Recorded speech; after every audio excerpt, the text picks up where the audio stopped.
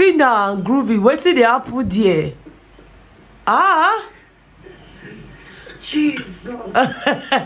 Yesterday night worry me. I said, wetin be this now? Amaka, wetin be this? Phyna, wetin be this one now?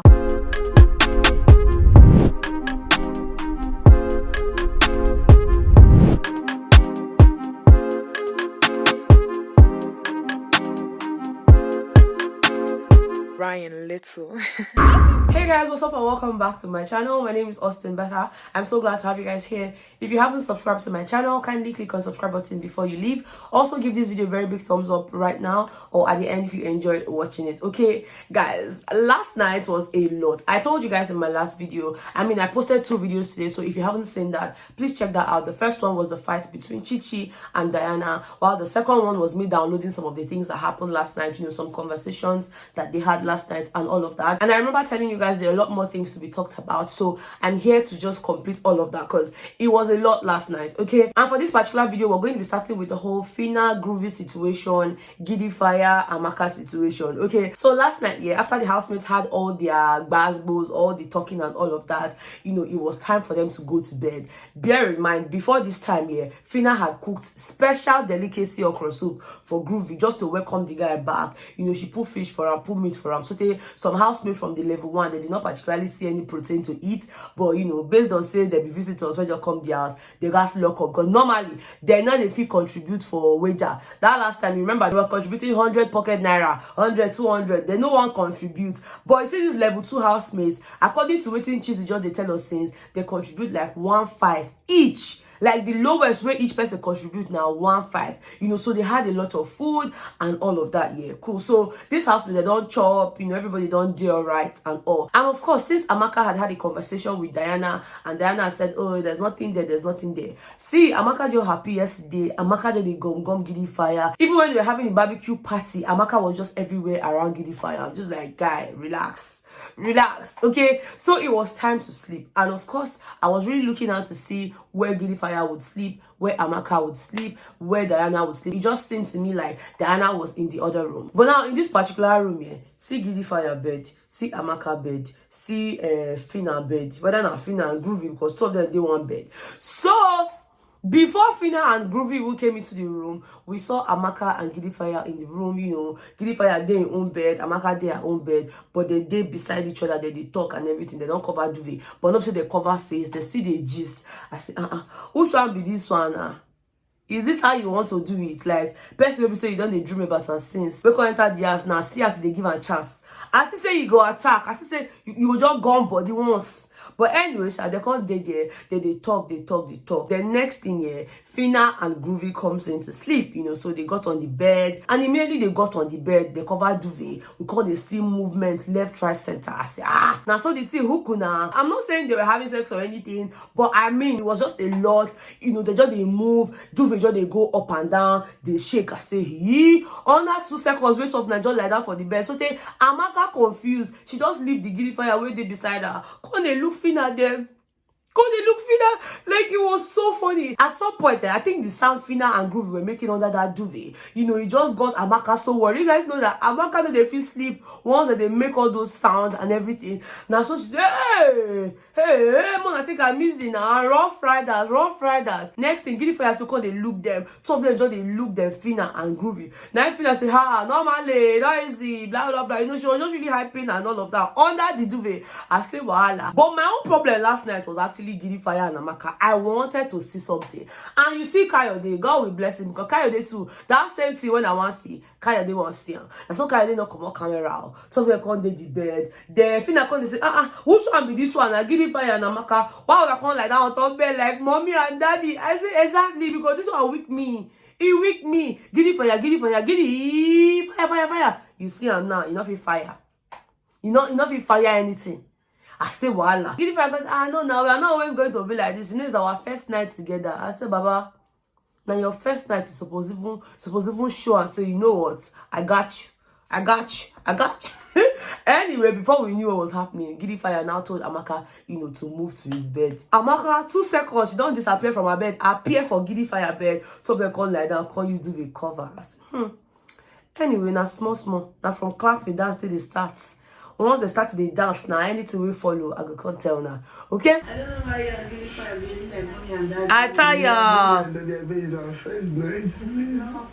Make her back you. Anyways, guys, before they even went to bed, did you guys see the conversation Phyna and Chumsy had? I feel like, this merging thing that happened is actually good in a way because, say tension don't day between the level 1 and the level 2 scenes. So now is their opportunity to actually sit down and get to know one another. So, of course, Phyna was just talking to Chumsy. They talked about beauty. They talked about groovy. They talked about, they talked about quite a number of things. But, I mean, one of the major things they talked about was the fact that, Phyna was explaining to Chumsy that they blame her, saying that she caused the disqualification where they give beauty. And Chumsy's like, how? Like, what did I do? I mean, why was the girl so insecure? If she had a problem with me dancing with her man, all she needed to do was come and tell me, oh, Chumsy, I'm a very insecure person. I'm a very jealous person. I don't like it the way you're dancing with this guy. And I'll just back off. But no, you just started to shout. That's what Chumsy say, I beg. I don't say her family people go hate me. Oh, I don't do anything. No, I don't do anything. Phyna was not telling her the backstory of how she and Groovy even started.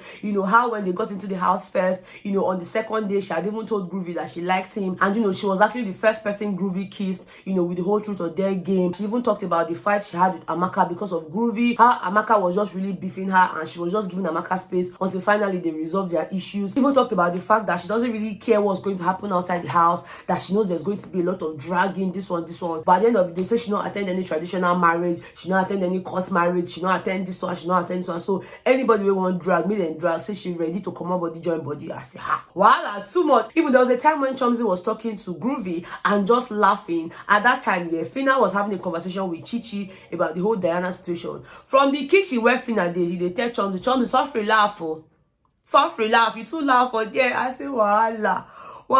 So everybody just mark their territory, normal level. Now, there was also the conversation between Chumsy and Elo Swag. And it was that one that kind of disturbed me a bit because I'm trying to understand what this conversation is about. I'm trying to understand where Chumsy is coming from. She was talking to Elo Swag and she was like, why is this thing bothering you so much? I mean, just because I said I'm not for anybody, I'm for everybody, I'm for the street, doesn't mean that I'm actually for everybody. I'm like, okay, madam, talk what you mean, oh. Talk what you mean before we misinterpret you. In as much as I say I'm for everyone and I don't belong to anyone, I am not for everyone. She was actually trying to explain to Elo Swag that, see, now that we're in this house here, you have the opportunity to actually study everybody and then make your decision. For her, it's almost like, all those things that Elo Swag was saying upstairs, in the entire year, they come up from here, based on, say, Phyna was also in the picture. So what she was driving at was the fact that now we've been merged together, so you might as well take your time to study me, study Phyna, study everybody else,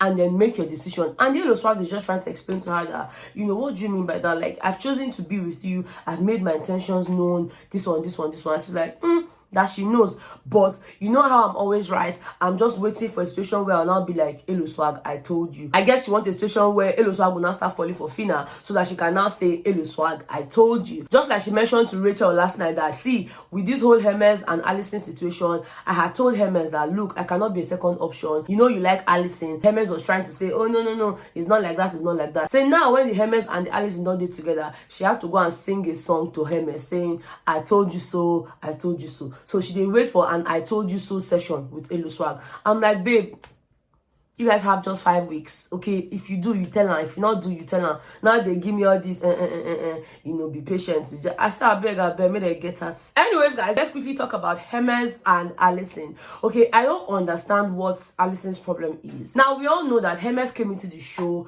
and he made it known to everybody. Matter of fact, he made it known to the entire world that he has 2 girlfriends outside and, he loves them adequately and all of that. So, this thing now be new thing. So, this Allysyn, you don't already know, say, that the situation of things be this. I don't know if she's expecting him to suddenly change because of her. For something that we don't even know what it is. Hermes keeps telling her, I need you to tell me more things. I need you to explain to me what you want. They were having a conversation during their barbecue party stuff and all of that. And then Allysyn's like, okay, so what are you offering me? What are you giving me? Like, what am I going to hold on to?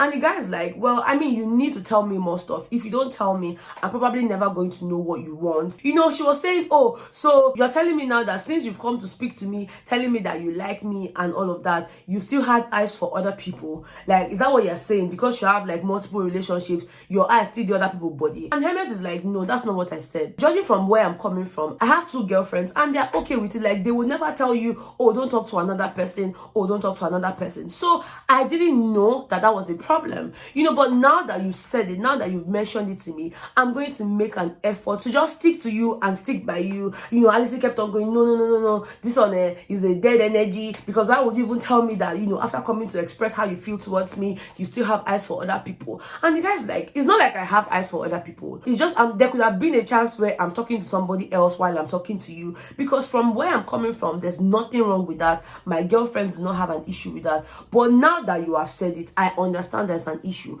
Allysyn just kept on going on and on. I'm just like, Madam, this guy has never lied to you. He has come out straight and has told you where he's coming from. He has told you how he feels towards you. He has also told you about his girlfriends. If they do, you tell him. If you not do, tell him. I know they like all this. As in, some kind of things, they irritate me. Like, are you suddenly expecting this guy now to now cancel his life because of you? Like, you will be saying you even shanked the guy the first time when he can't tell you, Madam, you cannot eat your cake and have it. Okay, now so him be. So if you like him, then you go like all the bags and baggages when you take a reckon. He don't tell you, say, I get 2 babes for outside, but I like you. And now you agree. So who should be this one? Who should be this? Anyways, guys, I go there. Anything will happen, I go still carry and come, because let me tell you, this house now, shalaye house, at least for the next 2 days, there will be a lot of shalaye until everybody now has like a full understanding, or at least something that looks like a full understanding about the other housemates. Okay, so yes, of course, we'll be looking out for the head of house task today and the regular smuggler nomination process, guys. I'm so happy. I feel like the level 1 housemates are going to nominate. Like, they're going to nominate themselves, but I cannot wait. So make sure to watch the head of house task and of course the nomination process, and then we'll come back to talk. Okay, thank you guys so much for watching. I love you guys so much, and I will definitely see you guys on the next one. Bye.